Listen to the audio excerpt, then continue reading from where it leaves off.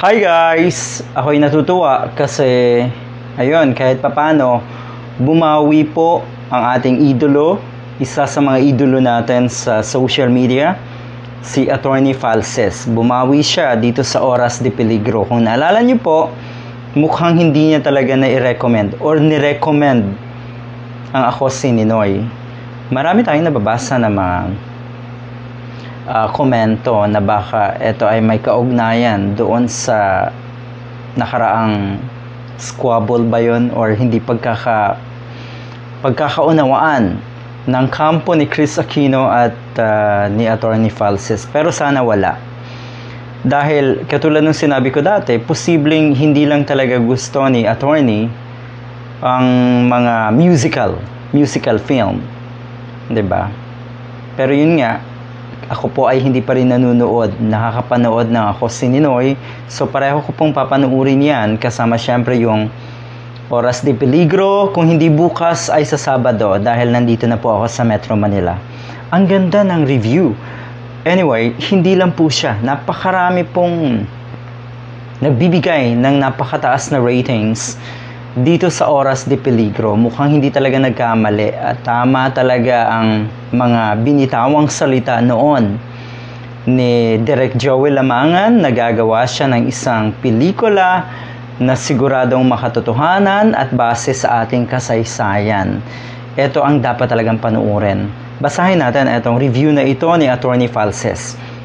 The film did not blow my mind. It blew my heart. Abay, matindi yun. Kung naapektuhan ka na talaga, na-move ka talaga. 'Di ba? Which exploded with different emotions from anger against the Marcoses to love for the country or for my country, the Philippines. Alam natin na anti-Marcos talaga itong si Attorney Falces. At kahit siya nakikita nating anti-Marcos, itong kaniyang review, sa tingin ko dahil nga na-review na rin niya yung Ako si Ninoy, sa tingin ko fair lang naman siguro yung ginawa niya. Okay? Katulad ng una kong sinabi na bumawi siya, yun din kasi ang naririnig natin. Okay?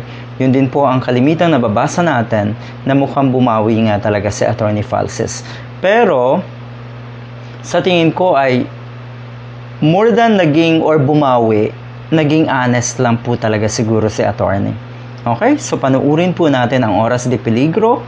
Ito, sabi niya dito, this is the movie that rightfully matches up against Daryl Yap's Made in Malacanang or Martyr or Murderer, which I'll be watching tomorrow.